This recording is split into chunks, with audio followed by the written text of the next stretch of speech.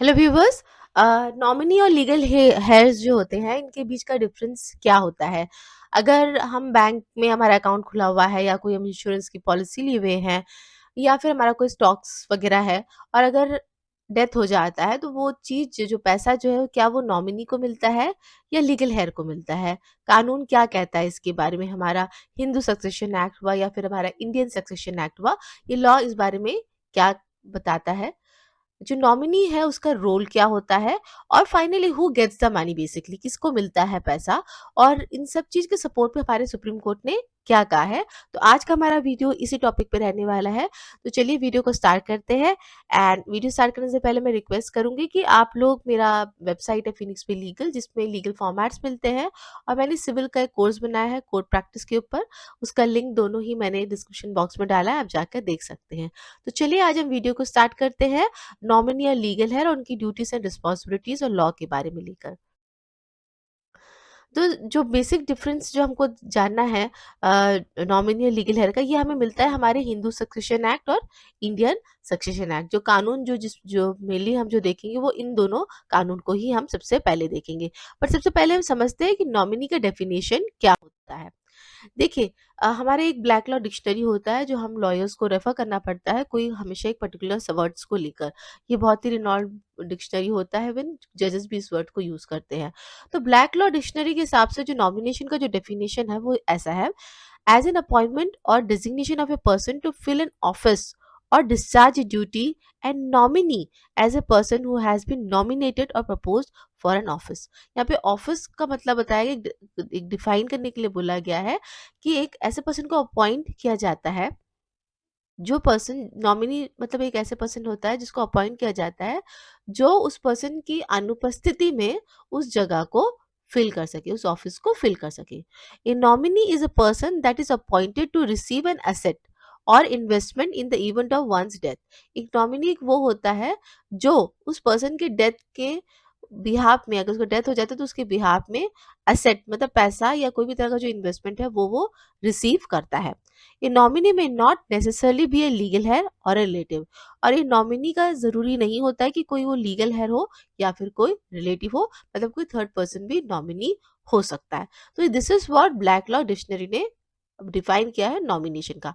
अब अगर हम इसे पढ़ते हैं तो हमारे दो क्वेश्चन आते हैं। एक चीज तो क्लैरिटी होगी कि हाँ, वो डेथ पर्सन के बिहाफ में वो पैसा रिसीव कर सकता है। पर सबसे इंपॉर्टेंट क्वेश्चन हो जाता है, तो क्या वो पैसा उसका हो जाता है? ये चीज हमें कहाँ से पता चलेगा? इस सवाल का जवाब हमें मिलेगा हमारे जो कानून है हिंदू सक्सेशन एक्ट या इंडियन सक्सेशन एक्ट, इससे हमें पता चलेगा। अगर हिंदू सक्सेशन एक्ट की हम बात करते हैं तो according to the Indian succession act of 1925, the legal heirs of a deceased person are typically their spouse, children, grand children या पेरेंट्स। अगर हम यहाँ पे हिंदू सक्सेशन एक्ट की बात करते हैं तो उसके हिसाब से जो हमारे जो लीगल हेयर्स होते हैं उसको बहुत सारे क्लासेस में डिवाइड किया गया है। जैसे क्लास 1 है, क्लास 2 है, क्लास 3, क्लास 4 हेयर्स है हमारे, जो हमारे डिजीज होने के बाद, हमारे मरने के बाद में इस क्लास के कैटेगरीज में उनको हमारा जो भी प्रॉपर्टी है वो मिलता है। Now, the legal is individual or group of individual legally entitled to inherit the deceased person asset and property। और ये लीगल हेयर्स कौन होते हैं? जो कानून के हिसाब से उनके पास में कानूनी हक होता है, जो जिस पर्सन का डेथ हो गया उसके प्रॉपर्टी को लेने का उसका हक होता है उस प्रॉपर्टी पर। इधर under a valid will according to the applicable succession law, या तो वो विल के हिसाब से उनको प्रॉपर्टी मिल सकती है या फिर जो लॉ ऑफ सक्सेशन जो हमारा जो होता है क्लास 1 क्लास 2 है उसके हिसाब से उसको मिलेगी। कानूनी हक होता है उनको इस दो चीज के हिसाब से, एक टेस्टिमेंट्री और नॉन टेस्टिमेंट्री लॉज के हिसाब से। टेस्टिमेंट्री मतलब विल हो गया, नॉन टेस्टिमेंट्री मतलब जो आपका लॉ ऑफ सक्सेशन जो हुआ लीगल हेयर, उसको बात करते हैं। The deceased person will should identify the legal heir as the primary inheritor of the asset. Without the will, property dispute will happen as per the Hindu Succession Act of 1925। तो या तो जो person का property है या तो वो अपना विल बना देगा कि भैया मेरे मरने के बाद मेरा प्रॉपर्टी इनको इनको मिले, या अगर वो विल नहीं बनाता है तो जो हमारा लीगल हेयर है, अगर बाई चांस मेरा डेथ हो जाता है तो मैं लॉ ऑफ सक्सेशन के हिसाब से मेरे हस्बैंड और मेरे बेटे जिसको मिल रहा है वो मेरा प्रॉपर्टी का हक एज क्लास 1 हेयर उनको मिलेगा। तो ये बात इसमें आ जाती है हमारे हिंदू सक्सेशन एक्ट में। अब हम देखते हैं हमारा इंडियन सक्सेशन एक्ट क्या बात करते हैं। इंडियन सक्सेशन एक्ट किसके ऊपर एप्लीकेबल होता है? ये एप्लीकेबल होता है जो क्रिश्चियन है, पारसीज है और जो बेसिकली हिंदू लॉ के हिसाब से गवर्न नहीं होते हैं, उनके ऊपर में Hindu Indian succession act govern होता है। इसमें जो हमारा जो सेक्शन 4A1 है, वो बोलता है, if a depositor dies and there is in force at the time of the death of the deposit nomination in favour of any person, the depositor shall be paid to the nominee where there is no such person to the guardian of the minor for the use of the minor। तो यहाँ पे बोला है कि अगर एक nominee रखा गया है, तो जो भी डिपॉजिटेड अमाउंट है, चाहे वो बैंक का हो या फिर कहीं का भी पैसा जो है जहाँ पे नॉमिनेशन की जरूरत पड़ती है, तो वो पैसा नॉमिनेशन को मिलेगा। ऑलराइट, ये भी यहाँ पे वही बात बोली गई है जो ब्लैक लॉ डिक्शनरी में बोली गई है।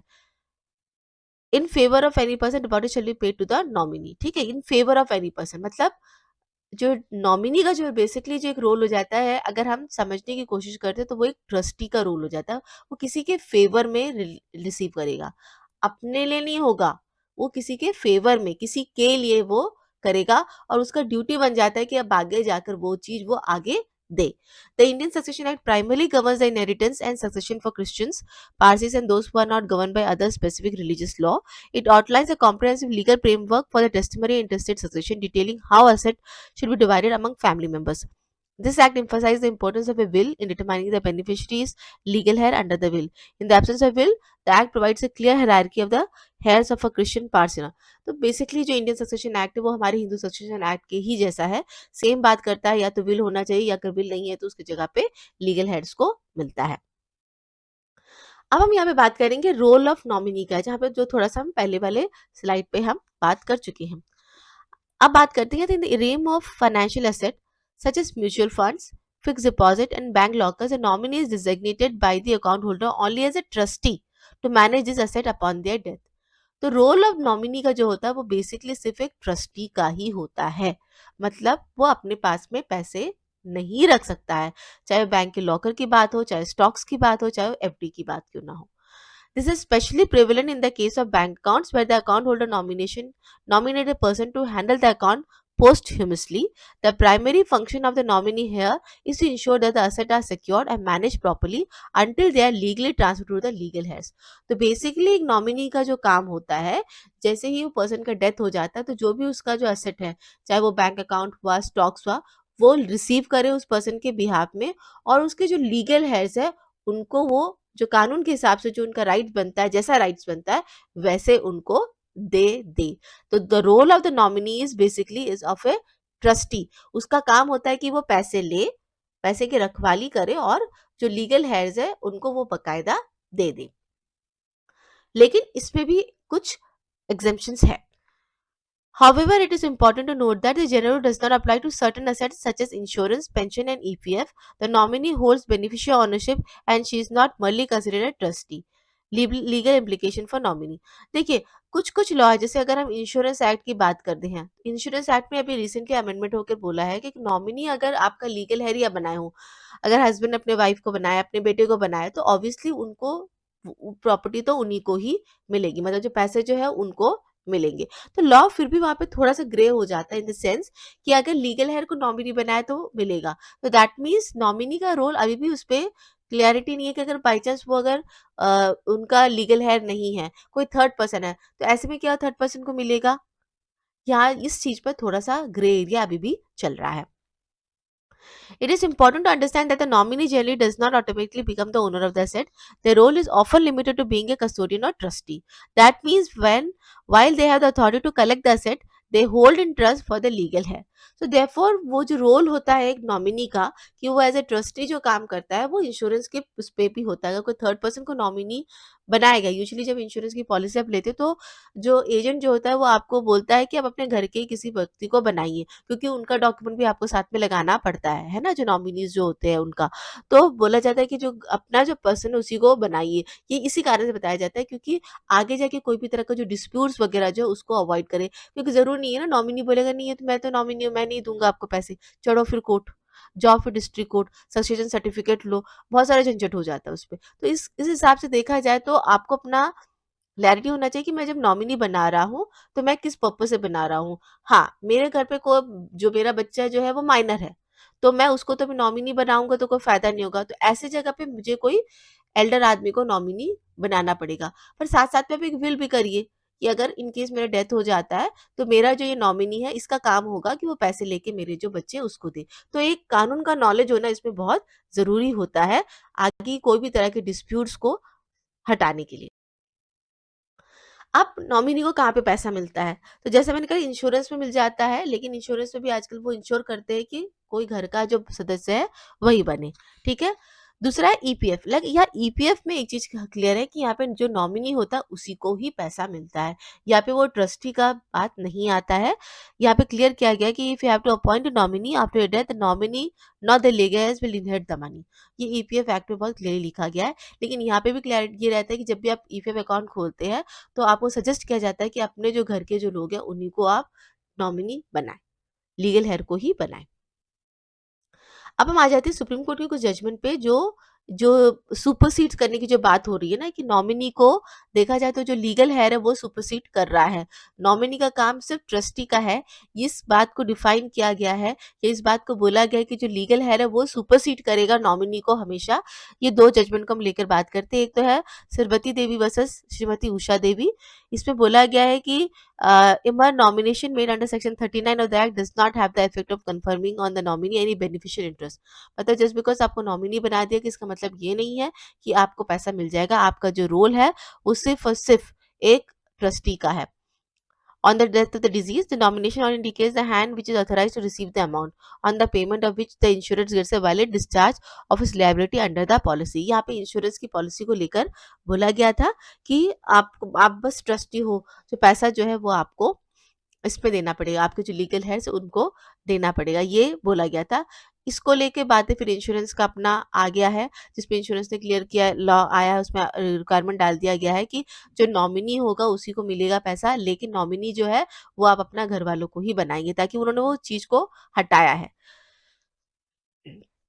यही बात किया गई है। अब दूसरी जो जजमेंट की हम बात कर रहे हैं वो है Indrani Wahi versus register of cooperative societies and others, where it stated that a cooperative society can not challenge the transfer of property to the nominee if she is relative with the disease. में बोला गया है कि अगर जो cooperative में जो banks वगैरह होते हैं उसमें आपने किसी अपने रिलेटिव को नॉमिनी बनाया है, तो कोऑपरेटिव सोसाइटी के पास में कोई राइट नहीं है कि वो उसको चैलेंज करे कि इसको आप नॉमिनी नहीं बना सकते हो। The nominee of a deceased member is entitled to ownership by transfer if she is a relative of the deceased person who made the nomination in her name according to the records of the cooperative society, and the cooperative society can not challenge the right of nominee. अब cooperative society ये challenge करके नहीं बोल सकता है कि नहीं आपने इसको कैसे बनाया, हम तो कोऑपरेटिव, हमारा कोऑपरेटिव नॉमिनी तो आपको हमें ही बनाना होगा। ये चीज़ कोऑपरेटिव सोसाइटी चैलेंज नहीं कर सकता है, और जिसको आपने नॉमिनी बनाया उसी को जो भी नॉमिनी का जो rights and duties and responsibilities होता है वो उसको करना पड़ेगा। तो व्यूअर्स, आज का जो मेरा जो वीडियो था वो नॉमिनी और लीगल हेयर के बारे में था। बहुत क्लैरिटी है इस पे कि नॉमिनी का रोल सिर्फ ट्रस्टी का है और लीगल हेयर उसको सुपरसीड करता है। नॉमिनी का काम सिर्फ ये होता है कि पैसा ले और लीगल हेयर को दे। अगर बाई चांस वो नहीं देता है तो लीगल हेयर के पास में लीगल ऑप्शंस रहता है कि वो डिस्ट्रिक्ट कोर्ट में जाकर सक्सेशन सर्टिफिकेट लेकर अपना वो आगे का जो प्रोसेस होता है वो करा के अपना पैसा ले सकते हैं। तो आई होप आपको आज का वीडियो अच्छा लगा है। अगर अच्छा लगा है तो लाइक शेयर सब्सक्राइब कर दीजिएगा फिनिक्स पे लीगल चैनल को। Thank you so much for watching my video.